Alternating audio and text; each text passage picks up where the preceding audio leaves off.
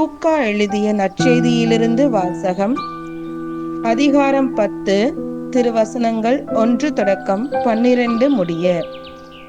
அக்காலத்தில் இயேசு வேறு 72 பேரை நியமித்து அவர்களை தாம் போகவிருந்த எல்லா ஊர்களுக்கும் இடங்களுக்கும் தமக்கு முன்னே இருவராக அனுப்பினார்.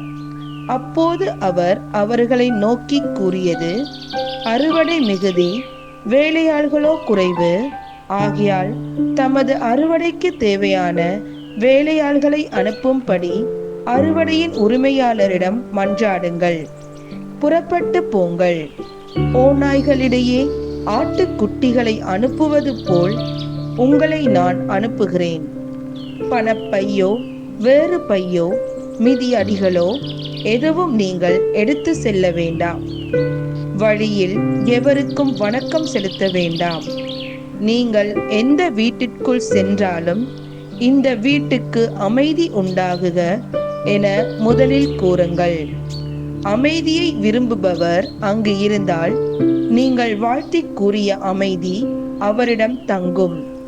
இல்லாவிட்டால் அது உங்களிடமே திரும்பிவிடும்.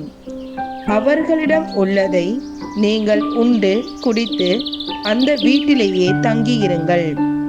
ஏனெனில் வேலையாளர் தம் கூலிக்கு உரிமை உடையவரே.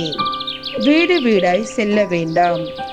நீங்கள் செல்லும் ஊரில் உங்களை ஏற்றுக்கொண்டால் உங்களுக்கு பரிமாறுவதை உண்ணுங்கள்.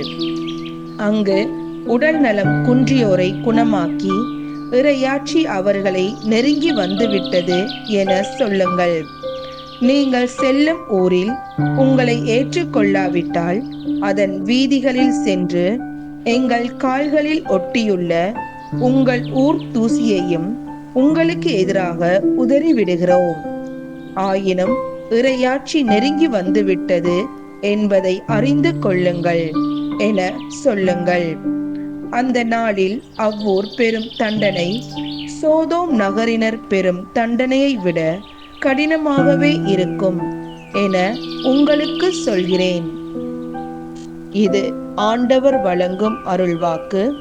இறைவா, உமக்கு புகழ்.